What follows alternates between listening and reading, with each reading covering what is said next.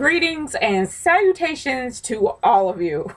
I know that's a weird way to start it, but this is another mini Q&A. Guys, besides thanking you so much for sending me questions pretty much every week or every other week, I want to thank you guys, my subscribers, whoever saw my Carmageddon Raw review for July 6th.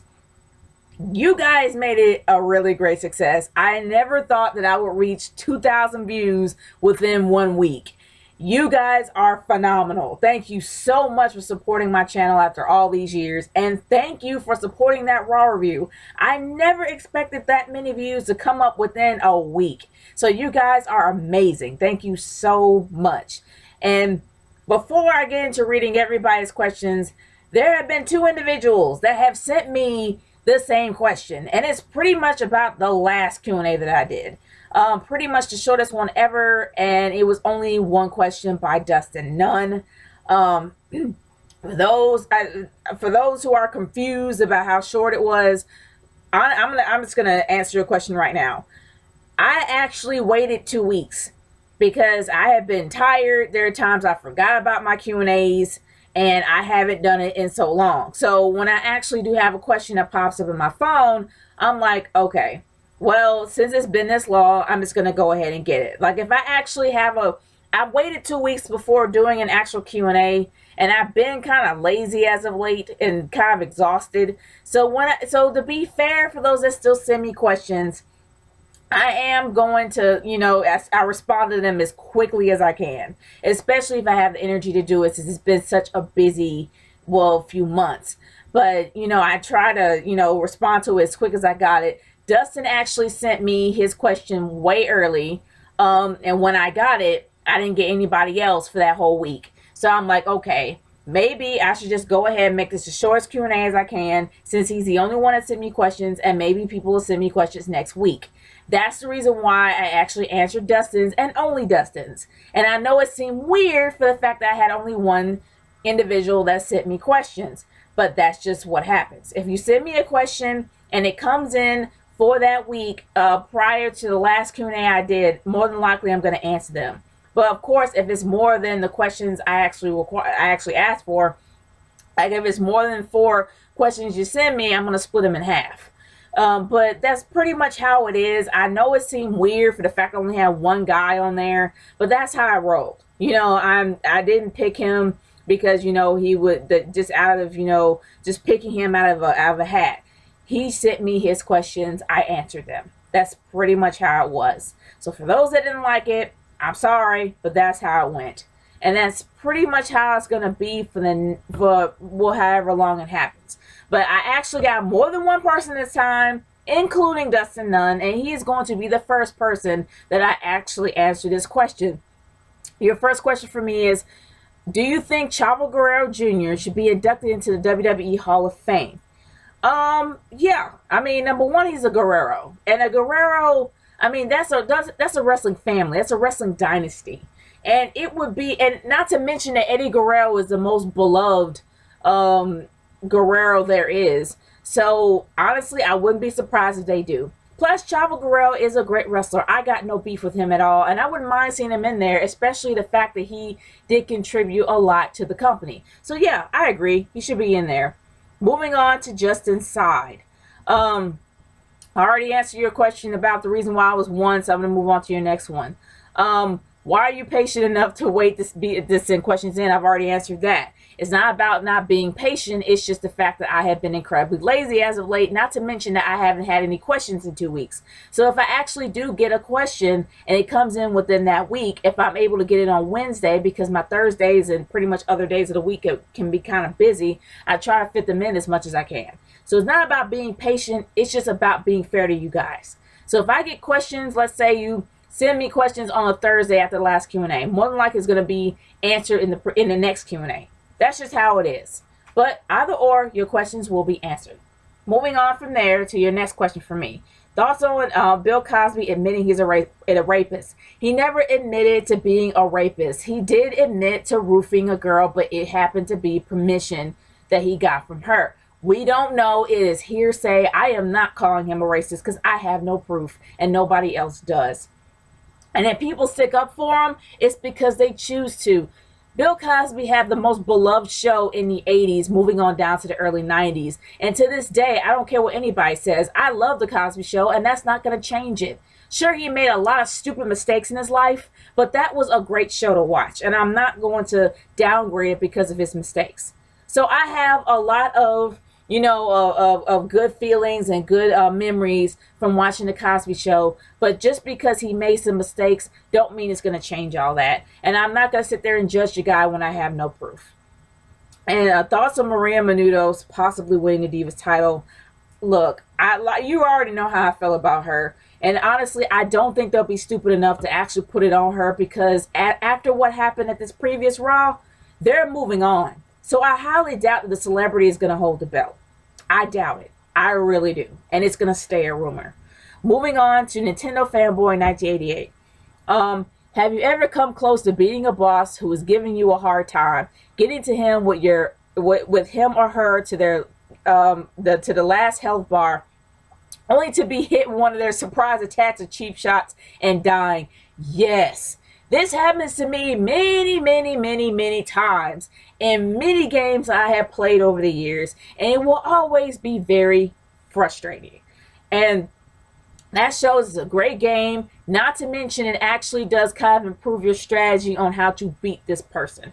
Mostly for me, the hardest boss battles, and I think it's your next question, what video games or game bosses have made you want to pull your hair out? I will say this, the upgraded version of Tomb Raider was the most challenging game I've ever played, because it's not just trying to be stealthy, and I suck at stealthy games. It's about strategy and how you take a person out. Not to mention you're pretty much starting from scratch. So it wasn't even so much the boss battles, it was getting there. The boss battles were fairly easy, but getting there was the hard part. And I think the toughest boss, really not so much a boss, was like just trying to get through the legions of people trying to kill you. And I will say that some of the soldiers that you had to fight through to get to the end level, and especially the ice storms and all that, was difficult. You had to literally put some thought into how to take people down. So I will say that the upgraded version of Tomb Raider is what really gave me a hard time. It really was. It took me about maybe 6 months to beat it. And also one of the hardest boss battles, and I guess I can call it a boss battle, is definitely the Siren for BioShock. For BioShock Infinite, the Siren, you have to beat her at least 3 times. And every single time you try to take her out, she flies over and strikes you. Then she brings these soldiers back from the dead and sends them right after you. Then you gotta kill them and kill her. And you gotta do the stupid thing 3 times. It's enough to literally pull your hair out. I can literally talk about Gears of War. And Gears of War has actually had their few moments of where I was really ready to pull my hair out. And I can say this, Rom is a hardcore soldier. Like no doubt. He's a hardcore Locust General. I had the DLC for Gears of War 3, as well as Gears of War 3 itself is insane. Like the boss battles for that, and also the boss battles for Judgment. The last boss battle for Judgment is nuts. And honestly, they don't play. Like, they seriously don't play. It's that freaking hard. Especially on Insane level. Whew. I don't think I'm ready for Insane. I'm trying to work my way up to get to that point. I'm just going to start at hardcore, go back to hardcore, and then just work my way up from there. I'm not that hardcore yet.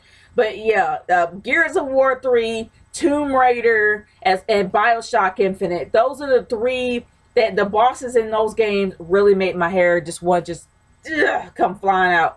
But what are some of the easiest boss battles you have ever fought in a game?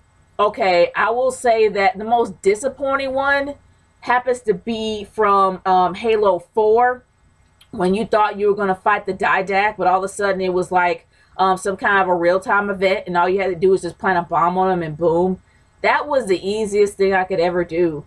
And another easy battle came from Gears of War 2, when you had that Brumach that was about to blow up, the Lambent Brumach. Instead of having a battle with him, all you had to do is just take the Hammer of Dawn and shoot him 3 times and boom, dead. I'm like, really? That's that easy? But he came that far. I guess, you rode a Brumach to get there. Why not? And another disappointing boss battle, anything in relation to Mortal Kombat. Mortal Kombat 9, in other words, anything that involves Shao Kahn, because you can spam him and just spam him at least 10 times and they'd be done. And I mean, if you want to be hardcore with the combos, but all you gotta do is just like throw a projectile at him at least 8 times and then he's just done. Yeah, that was a disappointing battle too. Except for the very end of Mortal Kombat 9, I will say that his combos are intense. If you have it up to like hard, it's pretty intense. So there are times I had to jack it down to medium in order to beat him, because you can't just spam him at the story level. You can spam him on the ladder, but you can't spam him in the story. He's pretty difficult. But yeah, I will say that he's one of them. But great questions, man. Moving on to John Cunt. Have you heard that Dave Grohl broke his leg on stage and kept performing? Yeah, I've heard of Dave Grohl from the Foo Fighters as well as from Nirvana. I wouldn't be surprised. That dude is freaking hardcore. Anybody who's in Nirvana, yeah, I'm not really surprised that Dave. I've heard that. Yeah, I actually have seen that people was like saying, get well soon. I didn't know what was going on, but hearing that he broke his leg, yeah, I can imagine that. Have you ever got bitten by a snake? No, I have not, and I do not want to. But I have seen many of them in my neck of the woods, and I do my best to stay away from them. That's just me. Favorite matches so far this year? Oh my gosh. By far, anything NXT. But my favorite NXT match right now, that's pretty much, if I had matches of the year, or at least to have a nominee of best match of the year, by far, Sasha Banks versus Becky Lynch at NXT Unstoppable. That floored me in every way, shape, or form. I have never been so crunk in my life over a Divas match, and that's one of them. It trumps Charlotte versus Natalya. I never thought that anything can trump Charlotte versus Natalya, but that did. That was the main event of the night. That even beat the main event. Honestly, by far. The Boss versus Becky Lynch. There you go. That's by far my favorite right now. What if WWE had New Day become a boy band gimmick?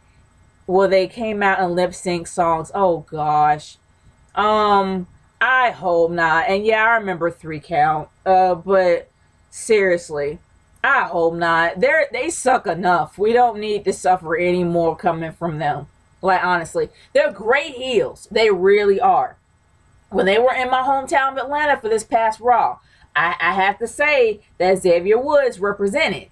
But them coming out, singing songs, I mean, it's bad enough they're already a bad gospel gimmick. I don't really need to hear anything else coming out of their mouths. So I hope I'll be fine if that never happens. Thoughts on Ariana Grande licking a donut? Oh yeah, the licking donut shop and saying licking in a donut shop. Licking a donut in a shop. I know what you're talking about. I just can't speak today. And saying she hates Americans in America, blah, blah, blah. Yeah, I know what she... As far as I know, they said that she was high on pills because she came back from the dentist and she was already high as a kite. If that's the case, then fine, whatever. And I don't really care anything what Ariana Grande says. She's in enough trouble as it is. And she's going to have to learn her lesson and keep her mouth shut sometimes. But honestly, I don't really care. She don't faze me none. She always says stuff to get attention anyhow. But moving on to the next set of questions from Final Limits. Thoughts on Brock Lesnar? Okay. Brock Lesnar is probably one of my favorite wrestlers of all, well, not of all time, but my favorite wrestlers, period. Like, I probably have a top 10 list of favorite wrestlers, but I have to say that Brock Lesnar is the freaking top. Like, this dude doesn't even need to be on the mic to be cool. Like, he will literally look you in the face, and if he says he's gonna beat you down, he can do it. No one can beat him. I'm sorry. You have to be the size of Big Show or Mark Henry and have the double strength of both of them combined to take down the beast that is Brock Lesnar. I love everything about his character. I love everything about Brock Lesnar. He is awesome, like by far, just extremely awesome. Not to mention he has one of the best mic talkers there is in this generation and beyond. Well, he's not even in this generation. He's beyond that. But having Paul Heyman at your side, and Paul Heyman makes you look good every single night, and literally all you have to say is maybe 3 words or 2 words. If Suplex City, or how other people will say it, Suplex City bitch. But either or, I will say this.